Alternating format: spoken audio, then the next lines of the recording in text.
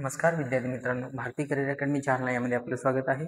उद्याच्याला टीईटीचा paper होणार आहे। या टीईटीच्या पेपरसाठी जाता जाता आपण काय व्यवस्थितपणे बघून जावं, त्यासाठी गणिताचे पॉईंट्स जे आहेत हे गणिताचे भाग बघणार आहोत, ज्यावरून पेपरमध्ये तुम्हाला प्रश्न विचारलेले आहेत। म्हणून बरेच विद्यार्थी आहेत जे गणिताचे काही भाग आहेत हे भाग पाहून जाणार नसतील, तर या विद्यार्थ्यांना विशेष सूचना असेल की तुम्ही हे भाग बघून जा। ज्यामध्ये तुम्हाला कंपल्सरी प्रश्न विचारले जातात। त्यातला पहिला जो भाग आहे तो म्हणजे संख्या भागावरून तुम्हाला प्रत्येक वेळी प्रश्न विचारला जातो, हे लक्षात असू द्या। मग संख्यामध्ये तुम्हाला प्रश्न विचारले जाण्याची शक्यता आहे ती आहे नैसर्गिक संख्या, म्हणजे संख्या कशा काढायच्या वगैरे काय हे जे काही भाग आहे हा विचारला जाऊ शकतो। म्हणून नैसर्गिक संख्या काढण्याचं सूत्र जे आहे ते लक्षात ठेवा। शेवटची संख्या वजा पहिली संख्या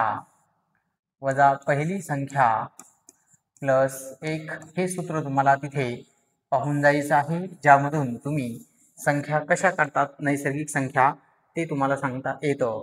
संख्यामध्ये महत्त्वाचा भाग म्हणजे नैसर्गिक संख्या हे पाहून जा।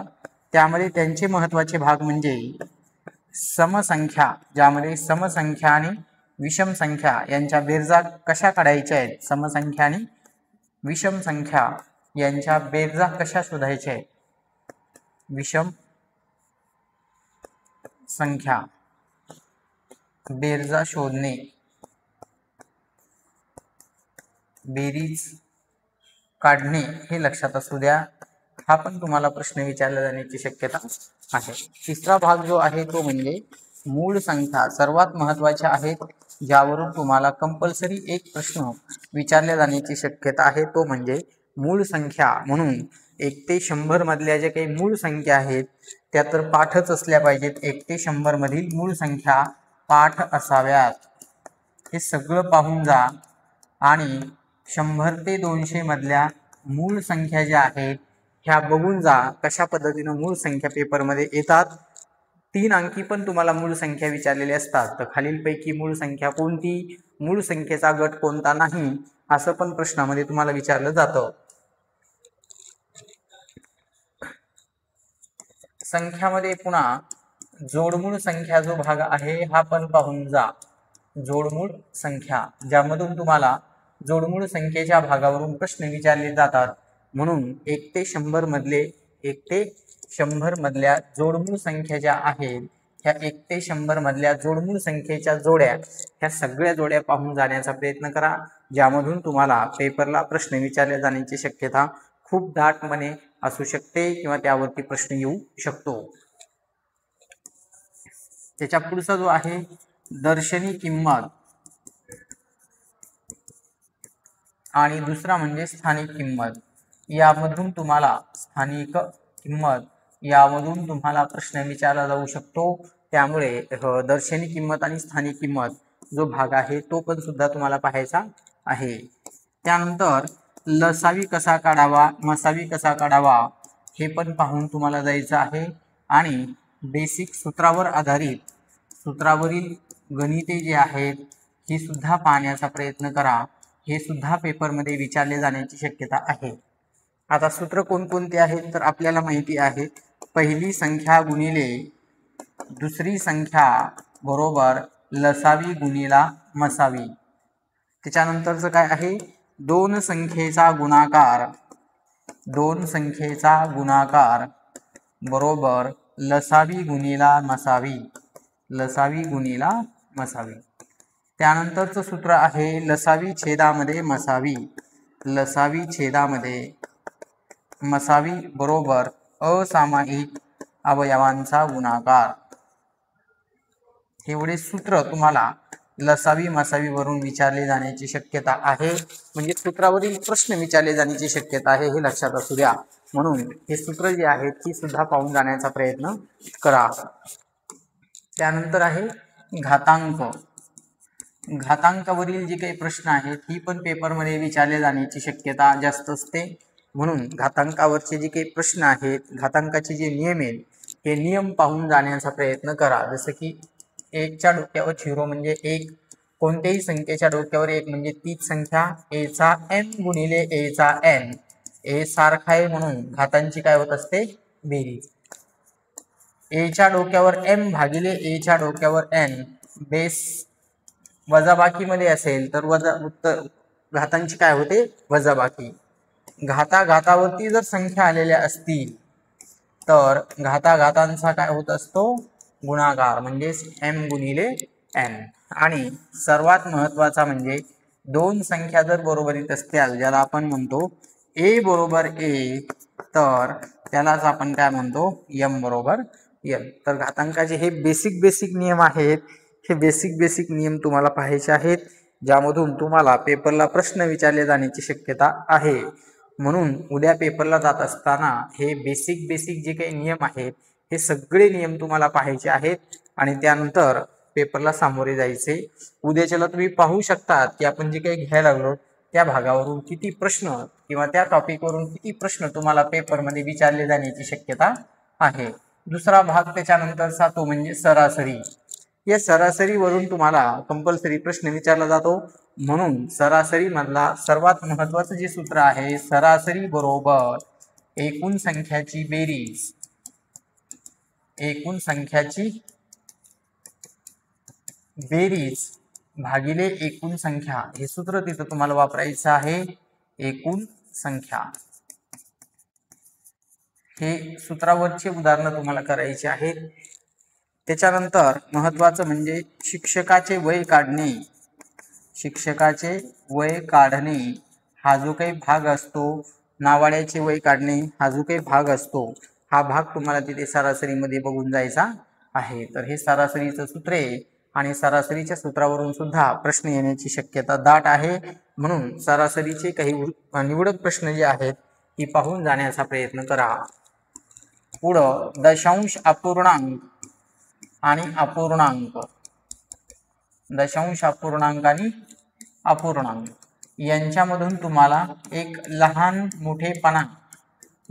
मोठेपणा जो आहे यावरून तुम्हाला प्रश्न विचारला जाण्याची शक्यता खूप दाट आहे. म्हणून सर्वात लहान अपूर्णांक कोणता आणि सर्वात मोठा अपूर्णांक कोणता, हा जो काही भाग आहे हा भाग त्यामध्ये तुम्हाला पाहायचा आहे. तो भाग तुम्हाला करून जाता येईल, तो भाग करून जाण्याचा प्रयत्न करा. दशांश अपूर्णांकामध्ये विस्ताराचे सूत्र जे आहे हे विस्ताराचे सूत्र पाहून घ्या. दशांश अपूर्णांकामध्ये बेरीज, वजाबाकी, गुणाकार आणि भागाकार, गुणाकार आणि भागाकार ही जी काही भाग आहेत ही सगळी भाग तुम्हाला पाहून जायची आहेत, ज्यामधून तुम्हाला पेपरमध्ये प्रश्न विचारले जाण्याची शक्यता खूप दाट आहे. म्हणून ते पहा. त्यानंतर विस्ताराचे जे काही सूत्र आहेत, ए वर्ग मायनस बी वर्ग, ज्याच्यामध्ये आपण दोघांची बेरीज करतो, दोघांची वजाबाकी करतो.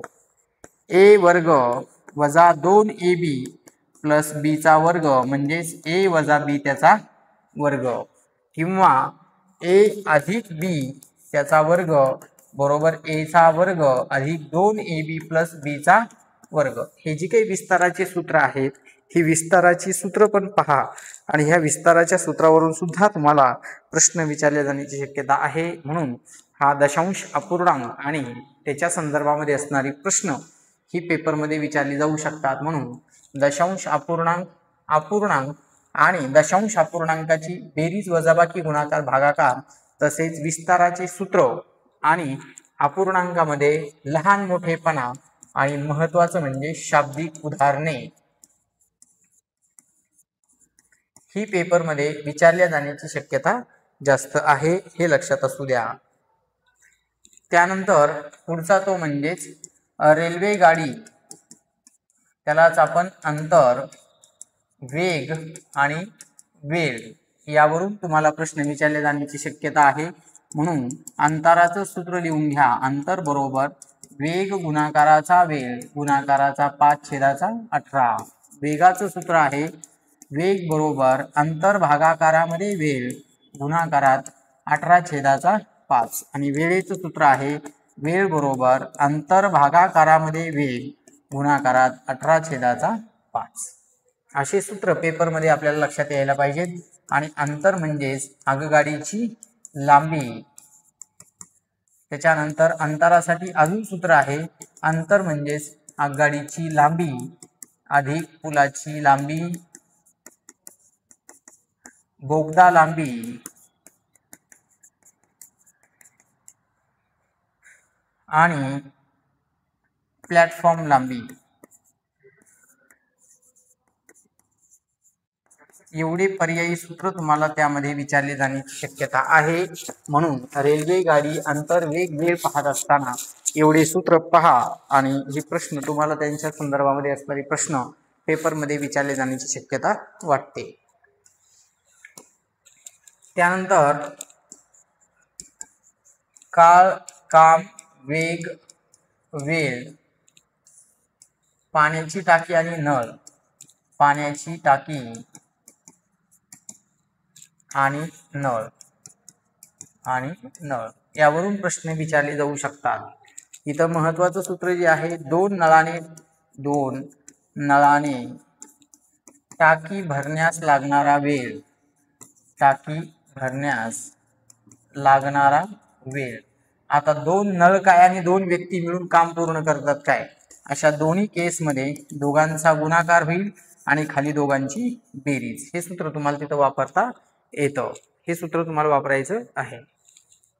एकाने भरते, एका नळाने भरते व दुसऱ्याने रिकामी होते व दुसऱ्या नळाने रिकामी होते। जर असं आलेलं असेल तर सूत्र लिहा, दोघांचा गुणाकार आणि खाली दोघांचा फरक। या पद्धतीने तुम्हाला त्याला सोडवता येतं। म्हणजे असे प्रश्न जर तुम्हाला आलेले असतील, एका नळाने टाकी भरायला लागली आणि दुसऱ्या नळाने टाकी रिकामी व्हायला लागली, तर आपल्याला या पद्धतीच्या सूत्राचा वापर तिथे करता येतो। हे सूत्र तुम्हाला वापरता येईल। तीन नळाने टाकी भरण्यास लागणारा वेळ, तीन नळाने टाकी भरण्यास लागणारा वेळ, म्हणजे तीन नळाने जर टाकी भरायला लागलेली असेल तर अगोदर तिघांचा गुणाकार करा, x गुणिले y गुणिले z, नंतर दोघांची गुणाकार करा, xy yz आणि xz। अशा पद्धतीनं ह्या तीन संख्येचा एकमेकांसोबत काय करायचा आहे, गुणाकार करायचा आहे। असं पण सूत्र आपल्याला पेपरमध्ये लक्षात ठेवायचं आहे, म्हणजेच हे पद्धतीनं आपल्याला तिथं सोडवता येते। काळकाम वेग वेळामध्ये, काळकाम वेग आणि वेळामध्ये दोघे मिळून एक काम पूर्ण करतात, दोघे मिळून एक काम पूर्ण करतात। आता दोघे मिळून जर एक काम पूर्ण करतात तर अशा वेळेस सूत्र वापरायचे तुम्हाला, दोघांचा गुणाकार 2xy आणि खाली x अधिक y, दोघांचा गुणाकार खाली दोघांची बेरीज, असं सूत्र आपल्याला तिथं वापरता येतं। तीन व्यक्ती मिळून एक काम पूर्ण करतात असं जर आलेलं असेल, तीन व्यक्ती मिळून एक काम पूर्ण करतात, एक काम पूर्ण करतात, तिघे जण मिळून जर एक काम पूर्ण करत असतील तर 1/t बरोबर 1/a plus 1/b plus 1/c, म्हणजे तीन नळाने टाकी भरण्यास लागणारा वेळ असं पण आपण इथं वापरू शकतो। नाहीतर तिघांचा गुणाकार a गुणिले b गुणिले c आणि खाली a गुणिला b, b गुणिला c आणि a गुणिला c, या सूत्राचा सुद्धा आपल्याला तिथे वापर करता येतो। म्हणजे एवढे सूत्र तुम्हाला तिथे वापरता येतील। या सूत्राचा वापर करून तुम्ही प्रश्न सोडवण्याचा प्रयत्न करा। त्यानंतर आहे शेकडेवारी। यामध्ये तुम्हाला शेकडेवारीचं चिन्ह जे आहे ते काढायचं असेल, म्हणजे टक्केवारीत रूपांतर करायचं असेल, शेकडा रूपांतर करायचे, शेकडा रूपांतर करणे, तर एकूण घटक खाली एकूण घटक वरती ज्यांची टक्केवारी काढायची त्याला आपण मिळालेला घटक म्हणू, मिळालेला घटक, आणि गुणाकारामध्ये काय वापरायचं आहे तुम्हाला, 100 वापरायचं आहे। म्हणजे याने तुम्ही शेकडेवारीमध्ये रूपांतर करू शकता। अशा पद्धतीचे सूत्र तुम्हाला इथे लक्षात ठेवायचे आहे। त्यानंतर आहे सरळ व्याज. हे सरळ व्याज पण पेपरमध्ये तुम्हाला खूप वेळा विचारलं जातं, त्यावेळेस तुम्हाला लक्षात ठेवायचं आहे आय बरोबर PTR भागिले 100.